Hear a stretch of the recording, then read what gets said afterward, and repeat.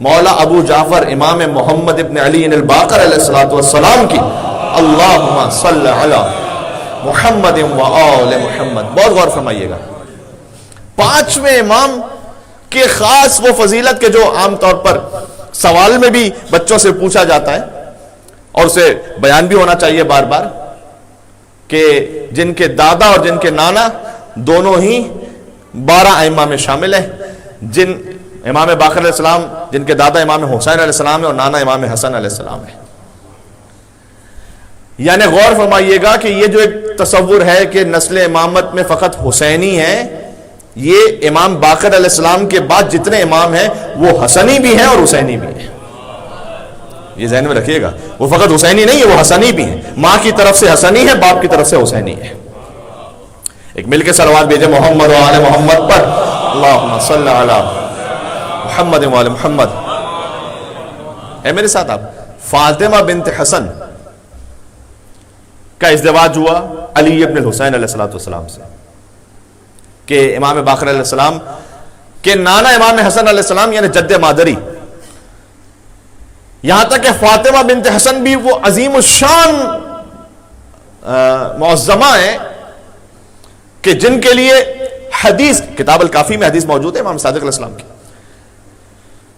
پہلے امام نے فرمایا کہ ایک واقعہ ایسا پیش آیا کہ حضرت فاطمہ بنت حسن سلام اللہ علیہ تشریف فرماتی کہ ایک دیوار گرنے لگی، کچھ مستورات کے ساتھ تشریف فرماتی، اور بی بی نے اس دیوار کو مخاطب کرتے ہوئے کہا کہ بحق المصطفیٰ ما اذن اللہ لک السقوط، تجھے مصطفیٰ کے حق کا واسطہ ابھی تجھے گرنے کی اجازت نہیں ہے اللہ کی طرف سے.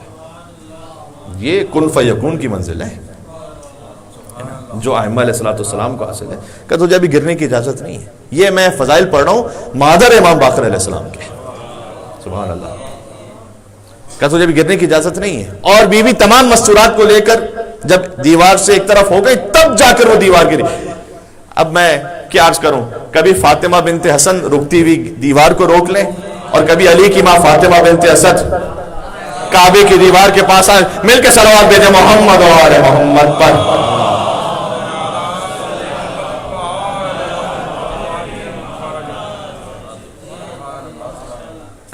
تجھے گرنے کی اجازت نہیں اس وقت. اور پھر بی بی جب تشریف لائی اور پھر جب دیوار گر گئی تو امام صادق کہتے ہیں کہ میرے بابا امام باقر علیہ السلام نے 100 دینار صدقہ کیا. فَسَتَصَدَّقْ ابھی، میرے بابا نے صدقہ دیا 100 دینار 100 دینار صدقہ دیے. یہ خود 100 دینار کوئی معمولی بات نہیں ہے. ابھی میں دیکھ کر آ رہا ہوں تقریباً اندازے کے مطابق 100 دینار 33,000 آسٹریلین ڈالرز بنتے ہیں آج کی قیمت میں. اتنا گولڈ ہے. صدقہ دے دیا امام نے. جو امام نے سمجھایا اس بات کو کہ دیکھو صدقے کی بھی 2 قسمیں دینے، مطلب اس کے وقت کے اعتبار سے عرض کر رہا ہوں. ایک مرتبہ ہوتا ہے کہ دفع بلا کے لیے صدقہ دیا جائے تاکہ بلا نہ آ جائے، اور ایک مرتبہ آپ نے محسوس کیا کہ آپ کی زندگی میں کوئی خاص ایسی نعمت اللہ نے عطا کی ہے، یا زندگی میں کوئی ایسی بلا جس میں آپ گرفتار تھے اللہ نے دور کر دی ہے، اس کے بعد بھی ایک موقع ہے کہ اللہ کا شکر ادا کرتے ہوئے اس کی مخلوقات کو صدقہ دیا جائے. تو صدقہ اس وقت بھی ہوتا ہے کہ جب آپ دیکھیں کہ زندگی میں کوئی مشکل، آپ یہ نہیں کہ آپ تو دور ہو کے دیکھا جائے گا اگلی مرتبہ. ٹھیک. تو میں یہ ہے فاطمہ بنت حسن. پھر امام باقر علیہ السلام چونکہ حسنی بھی ہیں اور حسینی بھی ہیں. ایک نکتہ آپ نے بارہا سنا ہے امام کے جشن میں یا امام کی مجلس میں، لیکن اسے اس انداز سے آخری ایک جملہ سن لیجئے گا. آپ نے سن رکھا ہے کہ امام حسن علیہ السلام اپنے نانا رسول اللہ کی شبیہ تھے سر مطہر سے سینہ مطہر تک، اور امام حسین علیہ السلام شبیہ تھے سینہ مطہر سے قدم مبارک تک.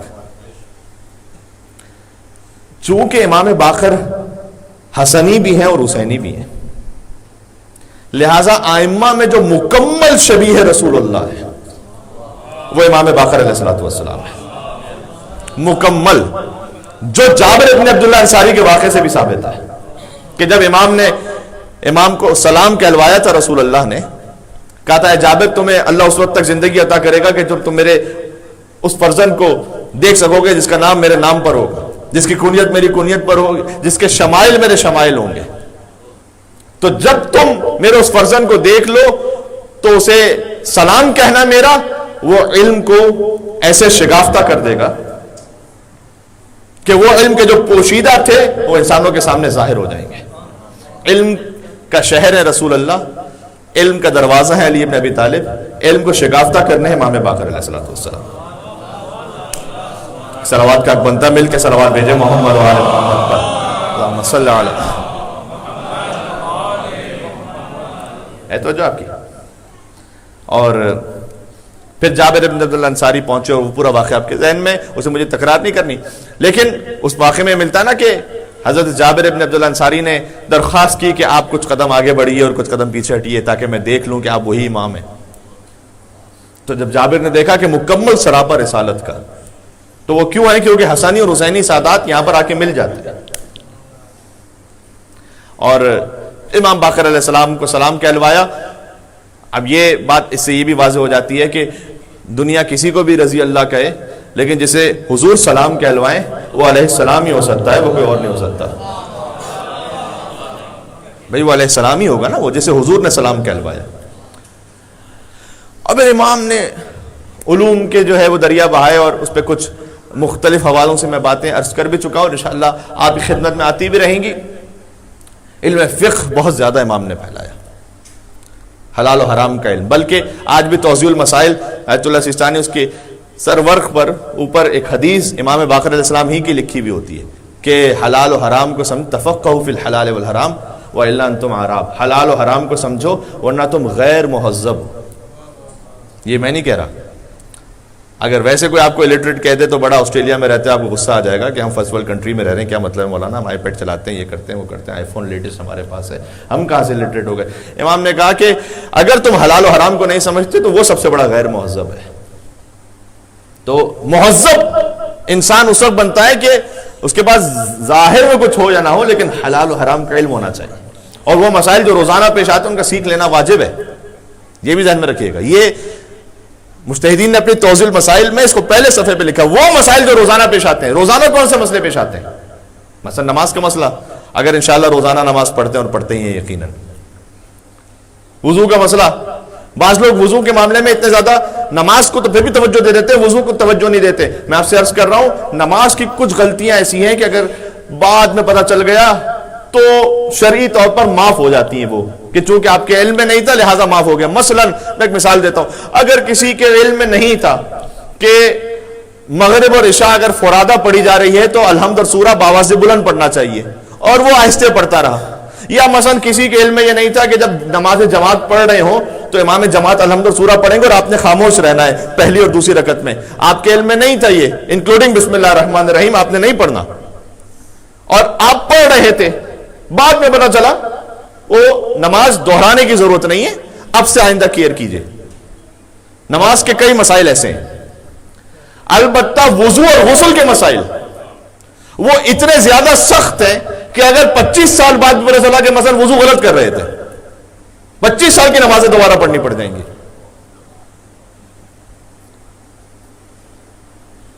اب جشن میں مولانا ایسی سخت باتیں کریں گے تو آئندہ کون ویک ڈے میں جشن میں آئے گا؟ ایک تو ہم آفس سے تھک ہار کے آئے آپ کے جشن میں یہاں پر آپ کی خطابت سننے کے لیے, اور آپ ایسی سخت باتیں کریں, ہمارے 25 سال کی نمازوں کو برباد کروا رہے ہیں.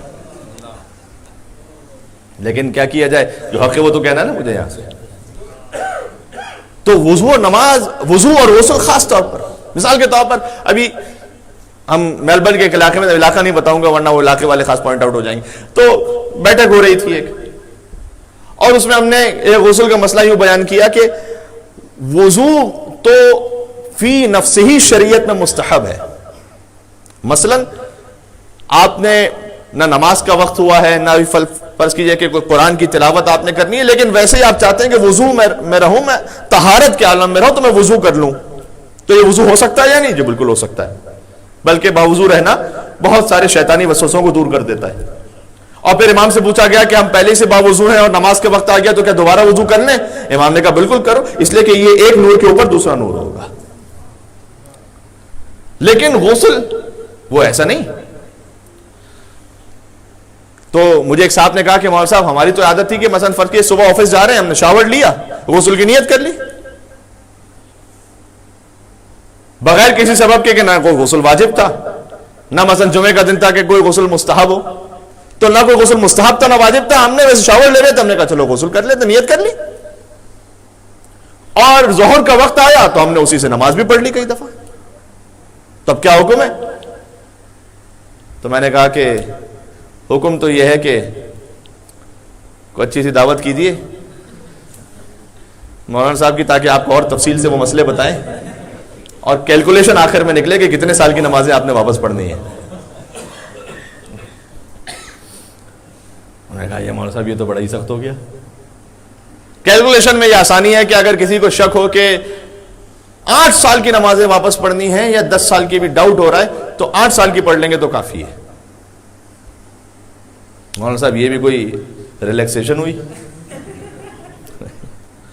یہ تو، لیکن اس وقت اچھا میں ایک ایسی گیدرنگ میں تھا کہ جو بے دین لوگوں کی نہیں تھی، دیندار لوگوں کی تھی۔ یہ نہیں تھا کہ ایک ایسا کوئی بے دین شخص بیٹھا ہوا ہے کہ جسے پتہ ہی نہیں کوئی دینداری کا، تو پھر مولانا نے ایک بات کہی ہے تو بھائی اسے نہیں، وہ دیندار لوگ۔ تو خاص طور پر نماز اور وضو اور غسل کے مسئلے تو آپ ضرور سیکھیں، اس پہ توجہ دیں۔ بات واضح ہو رہی ہے؟ تو امام باقر علیہ السلام نے یہ کام بہت، امام کے زمانے سے تو کام شروع ہوا تھا۔ بقیہ ائمہ اتنے مظالم میں تھے کہ اس وقت تک دنیا محروم رہی علوم آل محمد سے، اور پھر امام باقر آئے اور پھر یہ سلسلہ شروع ہوا۔ تو نماز اور وضو کے توجہ ہو رہی ہے آپ کی کہ کتنا زیادہ اہم ہے۔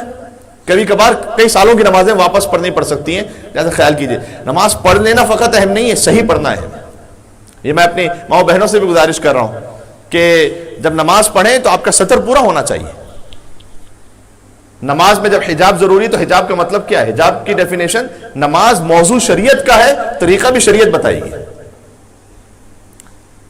میرا دل چاہ رہا ہے بھائی ایک دفعہ تقویٰ کا اوور ڈوز ہو گیا، میں تو صبح اٹھا ہوا ہوں، میں تو 4 رکعت فجر کی پڑھ کے چھوڑوں گا آج، کیونکہ میرا 2 رکعت تقویٰ میں جو ہے وہ کام نہیں چل رہا میرا۔ یہ عبادت نہیں ہوگی، یہ بدعت ہوگی۔ اسی خاطر ہے کہ ہم کہتے ہیں کہ رمضان میں کسی کو کتنا ہی تقویٰ وہ لقوہ ہو جائے گا اگر وہ رمضان میں کوئی ایسی نماز رات میں باجماعت پڑھنا شروع کر دے جو رسول اللہ نے نہیں پڑھی تھی۔ بات مل کے صلوات بھیجے محمد و آل محمد پر۔ اللہ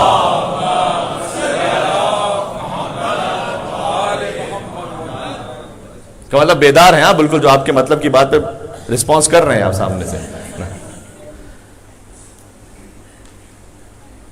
تو نماز شریعت کا موضوع ہے نا، طریقہ بھی شریعت بتائے گی۔ شریعت نے طریقہ بتایا کہ مستورات کے لیے خاص سطر ہے کہ جس کے ساتھ نماز پڑھنی ہے۔ انہوں نے کہا کہ مولانا صاحب ہم نے چادر پہنی ہوئی تھی، ہم نے اسکارف پہنا ہوا تھا، ہم نے مکنا پہنا ہوا تھا، بس کافی تھا وہ۔ نہ کافی نہیں تھا، کہ آپ دیکھیے گا کہ مکمل بال چھپے ہوئے تھے، اگر نہیں چھپے ہوئے تھے تو وہ کافی نہیں تھا۔ آپ سمجھ رہے ہیں کہ حجاب ہے، ابھی وہ پورا حجاب نہیں ہوا ہے۔ کئی مرتبہ ایسا ہوتا ہے مستورات سوال کرتی ہیں، بعض مدرسے کی ٹیچرز ان سے کہتی ہیں کہ لیڈیز نماز پڑھ رہی تھی، مثال کے طور پر اب گردن کا کچھ حصہ نظر آ رہا تھا، صحیح طریقے سے انہوں نے سطر نہیں کیا ہوا تھا، کچھ ہاتھوں کا حصہ نظر آ رہا تھا، صحیح طرح سطر نہیں کیا ہوا تھا، کبھی پیروں میں سے کچھ حصہ نظر آ رہا تھا، صحیح طرح سطر نہیں کیا تھا۔ تو اس شخص کی مثال ایسی ہے کہ جو محنت تو پوری کر رہا ہے، تھوڑا سا خیال نہیں رکھ رہا، اس وجہ سے وہ جو ساری محنت ہے وہ ایک طرح سے کٹی ہوئی جیب میں ڈال رہا ہے۔ وہ کما کے بڑی محنت سے جس جیب میں ڈالا وہ جیب جو ہے نا سیف نہیں تھی، تو وہ محنت جو ہے وہ، اب میں یہ لفظ نہیں کہہ سکتا یہاں سے، میری جرت نہیں، یہ خدا اور بندے کا معاملہ ہے کہ ضائع ہو گئی، پتہ نہیں اللہ کس کا کیا قبول کر رہے، لیکن جو صحیح شرعی فقہی اور مسئلہ ہے اس کی پابندی بہرحال لازمی ہے۔ اور ایک ہوتا ہے جاہل قاصر، ایک ہوتا ہے جاہل مقصر۔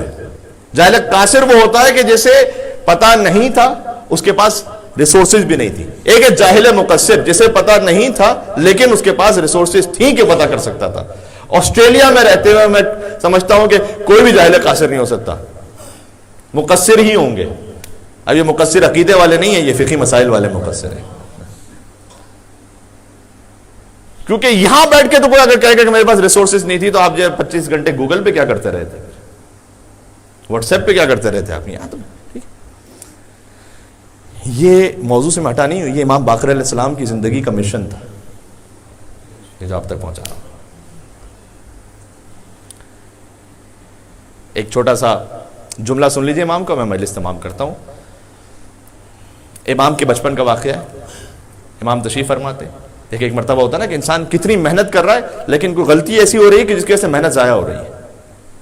امام بچپن کا واقعہ، کیونکہ ولادت کا جشن ہے نا، آپ ایک مل کے صلوات بھیجیں تو میں سناتا ہوں تھوڑا سا۔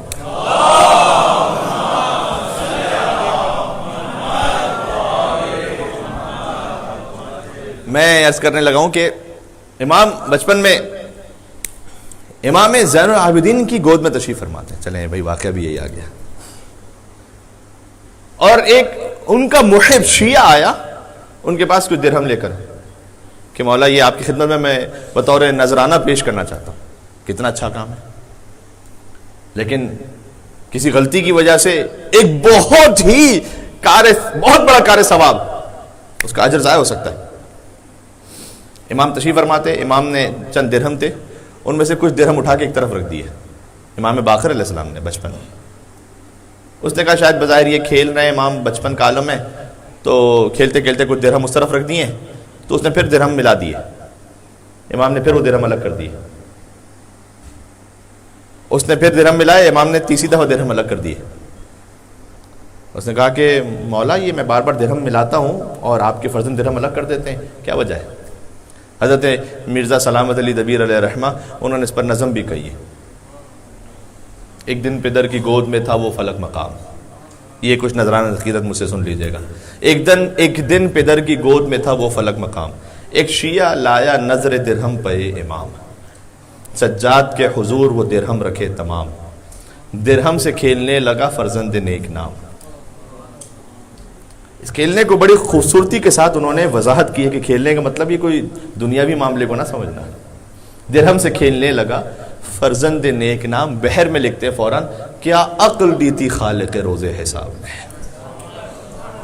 اب یہ دنیاوی کھیلنے کا معاملہ نہ سمجھنا، یہ عقل بھی دی اور خالق روز حساب نے دی، یعنی اس کا تعلق وہ حساب کتاب سے۔ سبحان اللہ، جو شاعری کو سمجھ لیتے ہیں، کیا عقل دی تھی خالق روز حساب نے، درہم زمین پہ پھینک دیا ایک جناب نے، تب دوڑ کر محب نے وہ درہم اٹھا لیا۔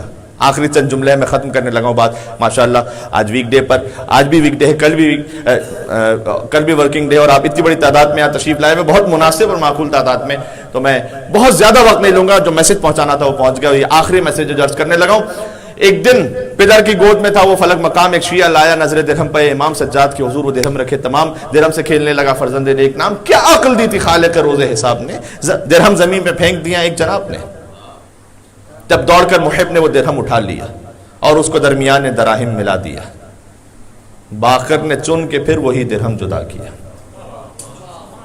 بہت توجہ کیجئے گا، کوئی درہم نہیں، وہی درہم جدا کیا۔ باقر نے چن کے پھر وہی درہم جدا کیا۔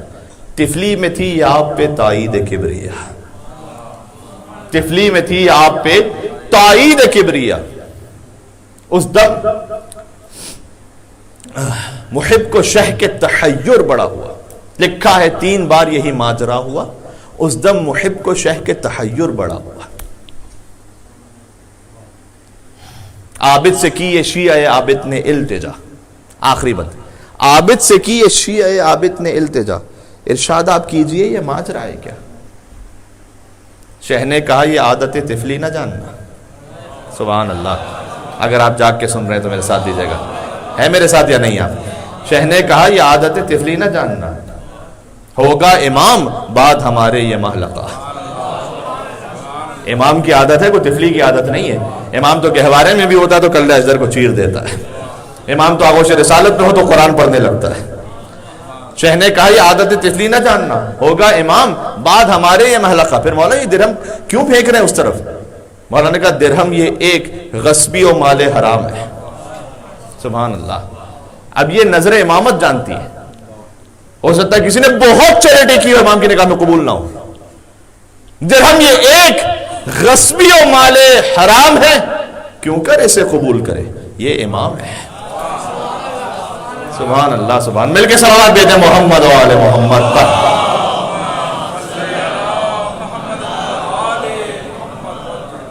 پہنچ گئی بات؟